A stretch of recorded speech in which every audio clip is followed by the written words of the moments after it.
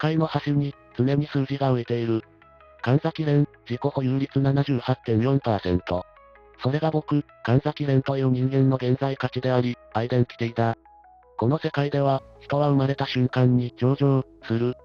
一人の人間という資本は1万株に分割され、市場、マーケットに保有される。ルールは冷徹かつ単純だ。自己の株式を5001株以上、つまり過半数を他人に握られた人間は、法的に、もの、となる。思考の決定権、職業選択の自由、果ては今夜の夕食のメニューに至るまで、筆頭株主、オーナーの意向に逆らえなくなる。これを経営権の喪失と呼ぶ。街を歩けば、うつろな目をして他人の命令通りに動く過半数割れの人々が溢れている。彼らは貧しく、そして愚かだ。だが、逆に 100% 全ての株を自分で持ち続けることもまた、社会的な死を意味した。誰にも株を買われない人間。それは投資価値がない、関わるメリットがない、という楽園だ。社会から孤立し、誰のポートフォリオにも組み込まれない孤独な魂。だからこそ、僕たちは黄金比を目指す。70% から 80% を自己保有して自由を確保しつつ、残りの 20% から 30% を市場に流通させる。あなたの人生には価値がある。あなたの将来に期待している。そう他人に思わせ、適度に干渉させることこそが、社会的成功の証であり、洗練された大人のマナーだった。恋人には互いの株を少し差し出し、互いの気持ちを知るのに役立てる。そして夫婦になれば、お互い 20% を持ち合うことでお互いに相手の人生に拒否権を持つ、という夫婦の形は現在における結婚では、ある種、常識だった。僕の2160株は、友人や同僚、あるいは顔も知らない投資家たちが持っている。彼らの期待に応えるよう振る舞うとき、僕は心地よい、つながり、を感じる。そう、感じているはずだった。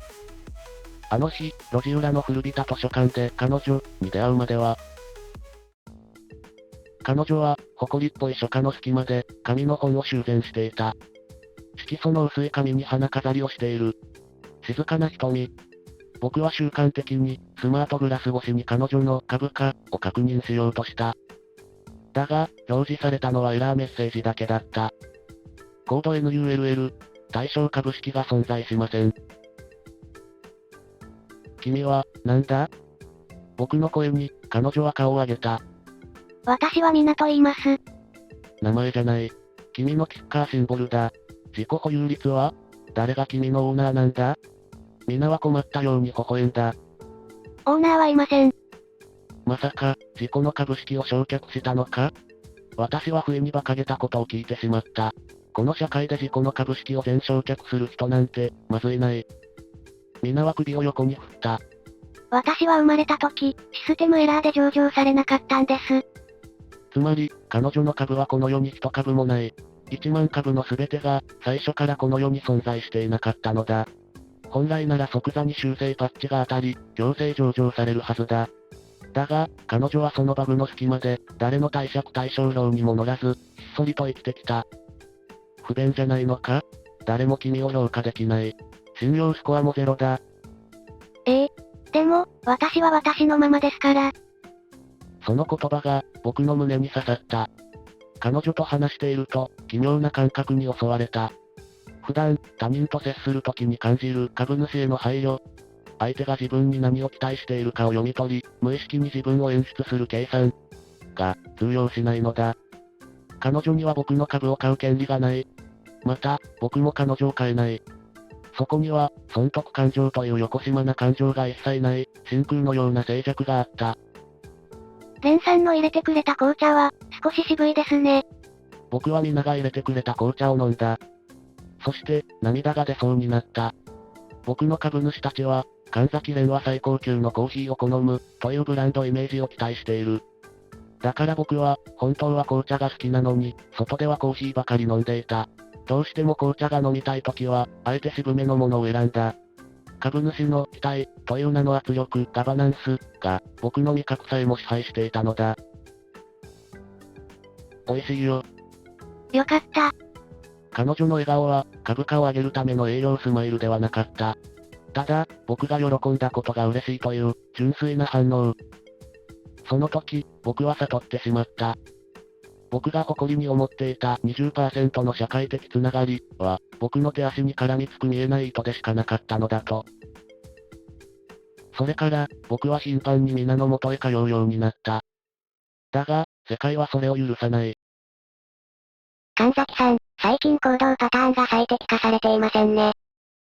無価値なオブジェクトに時間を費やすのは、株主への配信行為ですよ。僕の保有株を持つ投資家たちから、警告のメッセージが届き始める。株価が下がり始めた。彼らは、僕が正しい道に戻るよう、議決権を行使して僕の行動を制限しようとしてくる。右手を上げろ、と株主が思えば、僕の右手はかすかに痙攣する。あの女を捨てろ、と市場が叫べば、僕の脳内に皆への嫌悪感が人工的に注入される。これが、社会的意義なのか？他人の欲望を自分の人生に混ぜ込むことが、本当に幸せなのか？僕は決断した。自宅のターミナルに向かった。画面には僕の株式管理画面が表示されている。選択肢は2つあった。1つは、市場に出回っている株を全て買い戻し、100% 自己保有に戻ること。だが、それでは孤独な人間、というレッテルを貼られたまま、市場の監視下で生きることになる。いつかまた、誰かが強引に買い付けに来るかもしれない。だから、もう一つの道を選ぶ。それは、経済的な自由を失い、社会的抹消を意味する禁断のコマンド。自己株式償却。発行済みの全ての1万株を、市場から永久に消滅させる。実行すれば、僕は二度と上場できない。資産価値はゼロ。社会的信用も消え失せ、まともな住居も仕事も失うだろう。システム上、僕は存在しない人間になる。指が震える。警告この操作は不可逆です。あなたは全ての社会的接続、コネクション、を失います。赤い警告文字が点滅する。僕は目を閉じた。浮かんでくるのは、コーヒーの渋みではなく、あの甘い紅茶の味と、皆の静かな微笑みだけだった。構わない。僕はエンターキーを叩き込んだ。世界から色が消えたような感覚だった。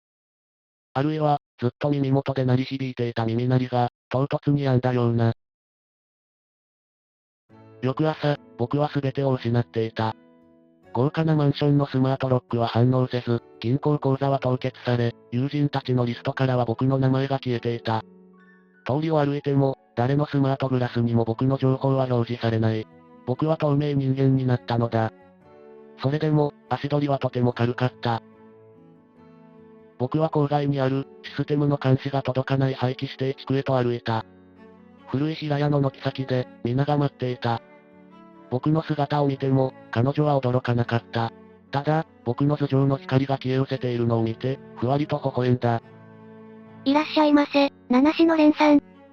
ああ、ただいま、みんな。僕は彼女の手を取った。そこには、一株の価値もない。億万長者がどれだけ金を積んでも買えない、市場評価額ゼロのぬくもりが確かにあった。僕たちは、世界で最も貧しく、そして誰よりも自由だった。不特定多数のいいねも、誰かの承認も、もう必要ない。ただ、目の前の彼女が笑ってくれれば、それだけで僕の人生は満場一致で可決されるのだ。ふと、その表現自体が今までの習慣からまだ完全には脱却できていないことを示していた。僕は一つ息を吐いた。大丈夫、ゆっくりやっていこう。皆は温かな眼差しで、僕を見つめていた。崩れかけた屋根の下、僕たちは静かに紅茶を入れた。それは、今まで飲んだどんな飲み物よりも、深く、甘く、そして、自分自身の味がした。